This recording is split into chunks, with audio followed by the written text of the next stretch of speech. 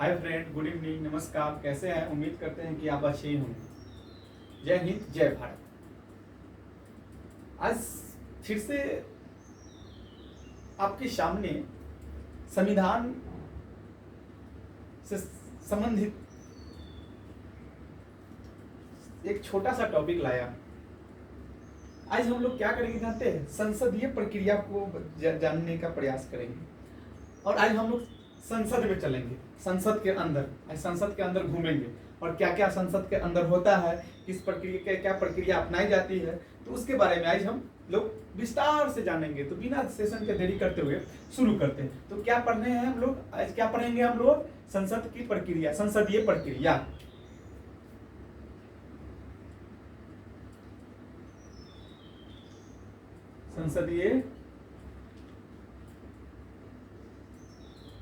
संसदीय प्रक्रिया। आज हम लोग क्या पढ़ेंगे?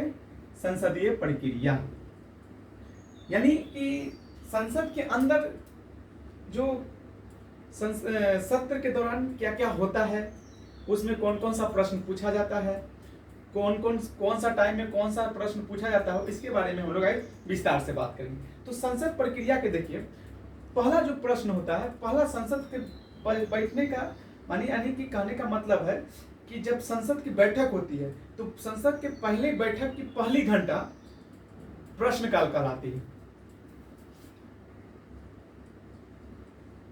प्रश्न काल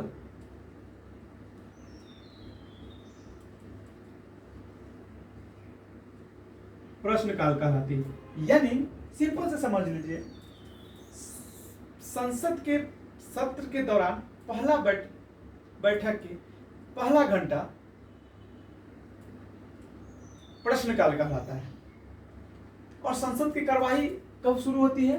तो संसद की कार्यवाही 11 बजे शुरू होती है। तो आप ये भी जान गए होंगे कि जब पहला संसद के पहले बैठक का पहली घंटा प्रश्नकाल कहलाता है, तो इसका काल कितना देर का होगा? 1 घंटा का काल होगा। और संसद की जो कार्यवाही की जाती है वो 1 घंटा 11 बजे से की जाती है। यानी यह कै बजे से कै बजे तक प्रश्नकाल का काल कहलाएगा? तो 11 बजे से लेकर 12 बजे तक का समय काल को क्या कहेंगे? प्रश्नकाल। अब भाई प्रश्नकाल में क्या क्या पूछा जाता है ये भी तो जानना जरूरी है। तो देखिए, प्रश्नकाल में क्या क्या 2 प्रकार के प्रश्न पूछे जाते हैं। एक तारांकित और एक अतारांकित। प्रश्न कितने प्रकार के पूछे जाते हैं? 2 प्रकार के। कौन कौन? तारांकित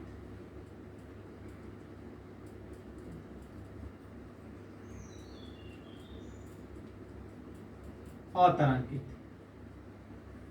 तारांकित और तारांकित। अब भाई तारांकित और तारांकित होता क्या है? तो चूंकि देखिए, पहला बात तो जान लीजिए कि मतलब कि प्रश्न काल में 2 प्रकार के प्रश्न पूछे जाते हैं। एक प्रश्न पूछा जाएगा तारांकित, एक प्रश्न पूछा जाएगा अतारांकित।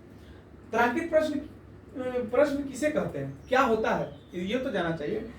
तो विपक्ष लोकसभा में कौन कौन होते हैं? सत्ता पक्ष और विपक्ष 2 ही होते हैं। ऐसी ना लोकसभा का कुछ डिजाइन होता है, ऐसी नहीं होता है। यहाँ पे मान गए कि मंत्रीगण बैठे हुए हैं, यहाँ पे मंत्रीगण का टेबल है, यहाँ पे मंत्रीगण का टेबल है। और दाएं तरफ कौन बैठता है? तो दाएं तरफ पक्ष, सत्ता पक्ष, सत्ता पक्ष। बाएं तरफ कौन बैठता है? विपक्ष पक्ष। ये जो है, ये जो ऐसे घेरा रहता है, ये जो घेरा हुआ रहता है, इसे क्या कहते हैं? इसे संसद का घूंघट कहते हैं। यहाँ पे संसद के सदस्य को जाना वर्जित है। एक बार यूपीएससी के पिछले साल यह सवाल पूछा हुआ था कि संसद के घूंघट किसे कहते हैं? तो संसद के घूंघट उसे कहते हैं जो जहां लोकसभा सदस्य को जाना वंचित होता है। यहाँ पे लोकसभा सदस्य नहीं जाते, यानी यह मर्यादित जगह है, यहाँ पे लोकसभा सदस्य नहीं जाते हैं, इसे संसद के घूंघट कहते हैं। यानी कि शादी आपका होगा, हमारा होगा, तो जिसका होगा तो उसकी पत्नी का घूंघट उठाने का अधिकार किसको होगा? जिसको होगा उसको। उसी प्रकार इस दूसरा थोड़ी उठा सकता है। तो उसी प्रकार यहाँ पे जाएगा वही जो अध्यक्ष होगा। तो अध्यक्ष कौन होगा? जो लोकसभा के सदस्य द्वारा चुना जाएगा, तो वही अध्यक्ष यहाँ पे जाएंगे। और यहाँ पे महासचिव बैठे रहते हैं। यहाँ पे कौन रहता है? महासचिव। यहाँ अध्यक्ष, यहाँ महासचिव, यहाँ महासचिव बैठे रहते हैं। ठीक, ऐसे। और इधर टेबल में ऐसे करके संसदगण बैठे हुए थे। ठीक, तो तारांकित प्रश्न क्या तारांकित प्रश्न किसे कहते हैं? तो तारांकित प्रश्न वह प्रश्न कहते हैं जो विपक्ष के द्वारा पूछे गए प्रश्नों को सत्ता पक्ष के द्वारा उत्तर दिए, मौखिक रूप से जब उत्तर दिया जाता है उसे तारांकित प्रश्न कहते हैं। एक बार और समझ लीजिए, विपक्ष पर प्रश्न पूछेगा और प्रश्न पूछने के दौरान विपक्ष दो प्रकार के प्रश्न पूछ सकता है। एक तो तारांकित पूछ सकता है, एक अतारांकित प्रश्न पूछता है। ठीक है, तारांकित प्रश्न पूछेगा तो उसमें क्या क्या होगा कि वह विपक्ष क्या चाहेगी कि मौखिक रूप से हमें जवाब दे, यानी मौखिक रूप से हमें हमको जवाब चाहिए, तो उत्तर चाहिए, जवाब उत्तर दोनों तरह की। तो जब सत्ता पक्ष के द्वारा जब मौखिक रूप से जवाब दिया जाएगा तो उस प्रश्न को क्या कहते हैं? तो उसे कहते हैं तारांकित प्रश्न। जब मौखिक रूप से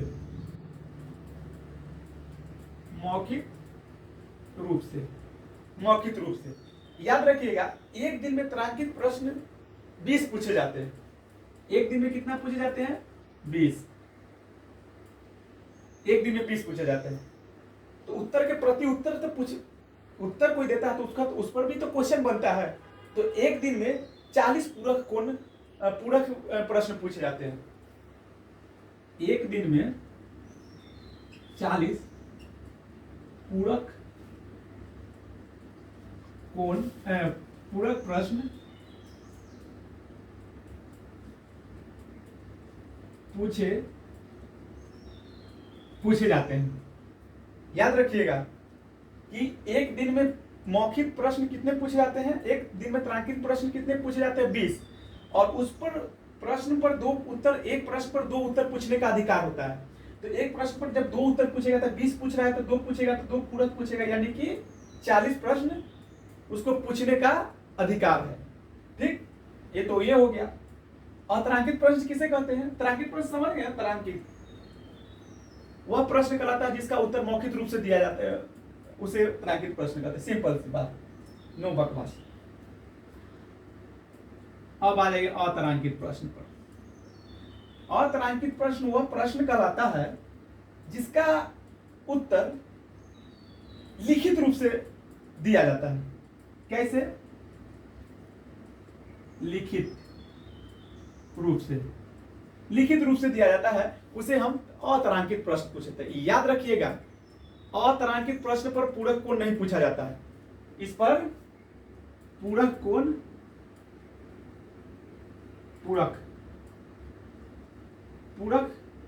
प्रश्न नहीं पूछा जाता है। एक दिन में प्रश्न, अतारांकित प्रश्न एक दिन में 230 से लेकर 250 के बीच में पूछा जाता है। 230 से 250 के बीच में पूछा जाता है।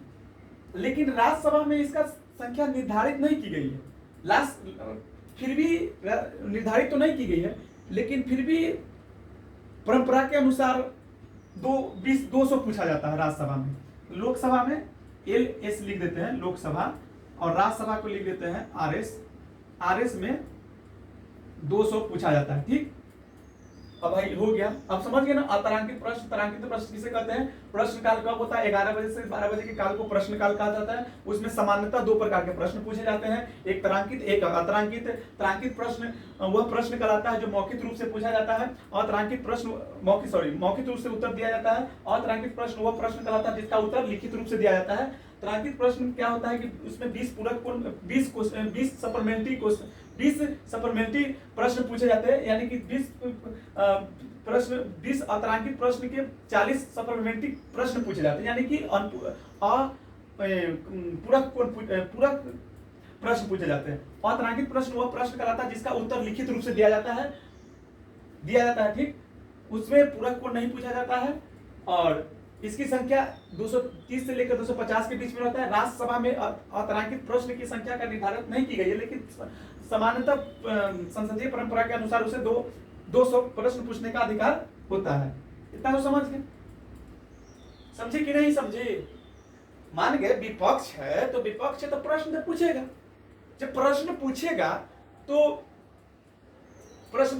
तो कैसे पूछेगा? तो अतरांकित या अतरांकित पूछेगा। यानी मान गए कि हमें चाहिए उत्तर किस में, हमें लिखित रूप से सरकार से उत्तर चाहिए। हम जो विषय पर पूछ रहे हैं, हम जिस विषय को लेकर हम सरकार से प्रश्न पूछ रहे हैं, अगर उस प्रश्न पर हमें लिखित रूप से चाहिए तो उसमें क्या क्या मेंशन रहेगा पता है आपको? मेरा नाम, हमको किससे संबंधित प्रश्न है, यानी कौन मंत्रालय से संबंधित है उसका नाम, उसके बाद किस रूप में हमें आंसर चाहिए, वो सब उस पर मेंशन रहेगा।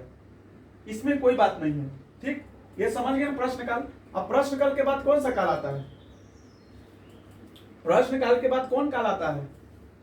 ये तो प्रश्नकाल हो गया। प्रश्नकाल के बाद कौन सा काल आता है जानते हैं?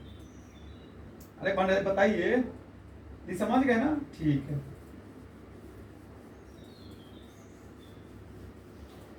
प्रश्नकाल के बाद कौन सा काल आता है बता दीजिए।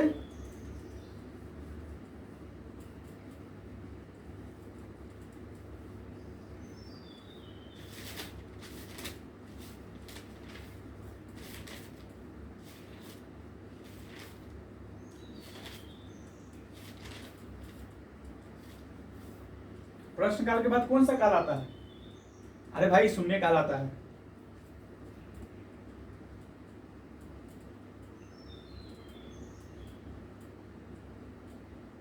शून्य काल यह कब, इसका टाइम टेबल, इसका टाइम कब निर्धारित किया गया है? तो प्रश्नकाल के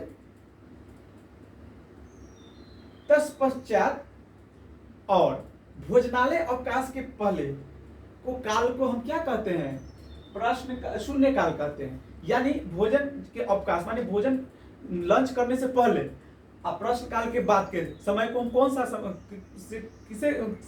मतलब कि काल को कौन सा काल के नाम से जानते हैं?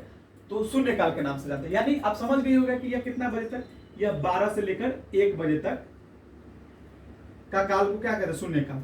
शून्य काल की सबसे बड़ी विशेषता है, इसमें पता है सत्ता पक्ष भी इतना बेभरम होता है, इतना बेभरम होता है कि क्या बताएं।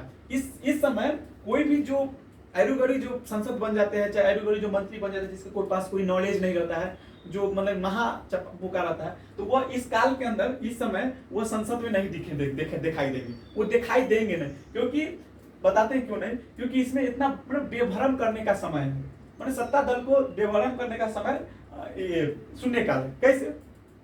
इसमें और समय प्रश्न पूछने के लिए आपको लोकसभा के अध्यक्ष से या लोकसभा सचिव या कार्य मंत्रालय से आपको स्वीकृति प्रदान करनी होगी।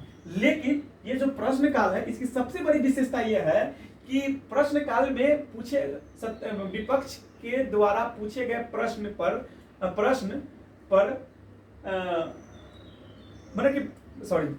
विपक्ष के द्वारा पूछे गए प्रश्न से पूर्व लोकसभा अध्यक्ष से अनुमति लेनी नहीं पड़ती। यानी सिंपल से बात करें कि हम कोई भी प्रश्न हराक से ना उठ के हम पूछ सकते हैं, तो पूछ सकते हैं, तो उसमें ना कोई क्राइटेरिया है नहीं कुछ है, तो क्या होता है तो आदमी अगर जो मेंटल से अगर प्रिपेयर रहेगा तो ही ना प्रश्न का उत्तर देगा, चाहे वह उस जिस मंत्रालय से संबंधित विषय के बारे में उसके पास पूरा संपूर्ण जानकारी रहेगा तभी तो वो आंसर देगा। अगर इसके पास नहीं रहेगा वो क्या देगा? तो इसमें बहुत बेभरम होता है, बहुत बेभरम मंत्रिपरिषद होता है, मंत्रिपरिषद बहुत बेभरम होता है। इसलिए इस समय जो एडवोकेट संसद रहते हैं वो इसमें इस समय भाग जाते हैं। इसमें वही रहते हैं जैसे कि इसमें बता देते हैं, जैसे एक मेरा अनुमान है, जैसे हम देखते हैं इसका बैठक का सत्र का जब देखते हैं तो हमको जैसे अनुमान है, जैसे ये नितिन गडकरी साहब रह सकते हैं, क्योंकि उनको पूरा नॉलेज के बारे में, परियोजना रोड के इंफ्रास्ट्रक्चर के बारे में मैंने पूरा जानकारी है, वो रह सकते हैं। इसके साथ साथ निर्मला सीतारमण रह सकती है, उसके बाद अमित शाह रह सकते हैं, उसके बाद हाँ विजय शंकर जो विदेश मंत्री है वो भी रह सकते हैं। बाकी जो औरों के बारे में तो बता नहीं सकते हैं, लेकिन कुछ ऐसे हैं जो साफ चौपट है तो वो नहीं रह सकते। तो प्रश्नकाल हो गया। प्रश्नकाल की और कोई विशेषता नहीं, सबसे बड़ी विशेषता है कि प्रश्नकाल पूछने से पहले अध्यक्ष या किसी भी सचिव से अनुमति लेनी नहीं पड़ती है। ये प्रश्नकाल हो गया। अब कौन काल आता है?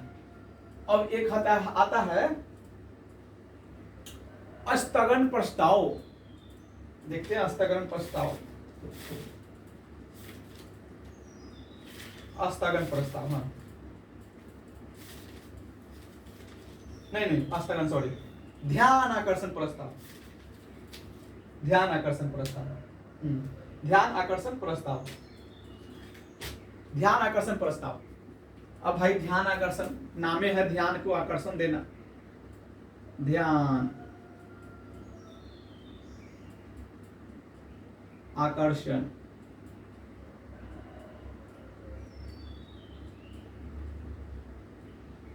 आकर्षण प्रस्ताव, ध्यान आकर्षण प्रस्ताव। यह कब लाया जाता है और क्यों लाया जाता है? तो आप शब्द से ही आपको ध्यान मतलब क्या, किसी को ध्यान, किसी के ऊपर दिलाना।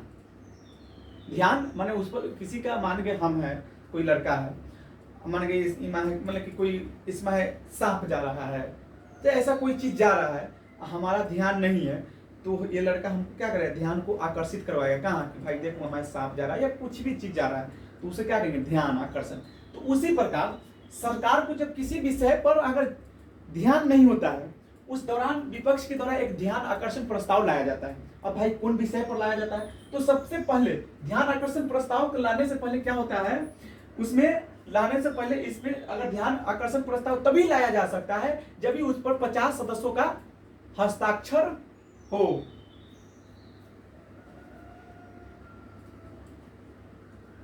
ध्यान आकर्षण प्रस्ताव तभी लाया जा सकता है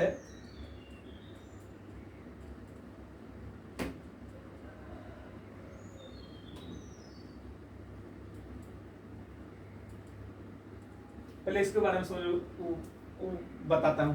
ध्यान आकर्षण प्रस्ताव तभी लाया जा सकता है, किस किस विषय पर लाया जा सकता है, तो वह लोक महत्व विषय पर, और लोक महत्व क्या हो, अविलंबनीय हो।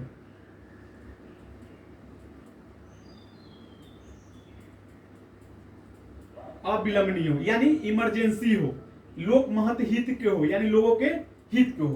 तो ऐसे में ध्यान आकर्षण प्रस्ताव लाया जाता है और इस पर विपक्ष के द्वारा बताया जाता है और उससे संबंधित मंत्री के द्वारा इस पर लास्ट में संक्षिप्त देकर समाप्त कर दिया जाता है। ठीक, यह जो प्रस्ताव जो होता है यह सरकार की विफलता को बताता है। इसको पारित हो जाने से क्या पता चले, क्या इसका निष्कर्ष क्या निकलेगा, ये कब लाया जाएगा, माने कि ऐसी कोई घटना घटित हो गई, सुबह सुबह 2 बजे लोकसभा सत्र चल रहा है, कोई ऐसी घटना घटित हो गई और सरकार का उस पर ध्यान नहीं है, तो क्या करेगा विपक्ष, ध्यान आकर्षण प्रस्ताव ला देगा। सरकार को कहेगा इनको लोकसभा अध्यक्ष महोदय को कि महोदयगण, जो चल रही प्रक्रिया को ध्यान आकर्षण प्रस्ताव लाएगा। तो ध्यान आकर्षण प्रस्ताव लाएगा तो क्या कहेगा उससे लोकसभा अध्यक्ष जी से कि अध्यक्ष महोदय, सुबह सुबह एक ऐसी घटना घटित हो गई है जो लोक संबंधित है और अविलंबनीय है। हम चाहते हैं कि उस पर तत्काल चर्चा किया जाए। अगर वो स्वीकृति दी तो भी चर्चा होगा, नहीं तो नहीं होगा। मान के स्वीकृति दे दी तो स्वीकृति दे दी, मान गए कि रेल दुर्घटना हो गई, जैसे बालासोर में हाल ही में हुआ है, जिसमें बहुत सारे गरीब लोगों की मृत्यु हो गई है, जो जिनको उपार्जन के लिए घर छोड़कर अपने दूर जाते हैं, उन लोगों की मृत्यु हो गई। तो ऐसे में क्या करेगी, ध्यान आकर्षण प्रस्ताव लाएगी और ध्यान आकर्षण प्रस्ताव अगर पारित हो गया तो सरकार की इसमें क्या होता है, विफलता को दर्शाता है। क्यों कि आपने इससे पहले ऐसी घटना क्यों हुई, आप इससे पहले उस पर क्यों नहीं संज्ञान लिए। जब उस सरकार को यही कहेगा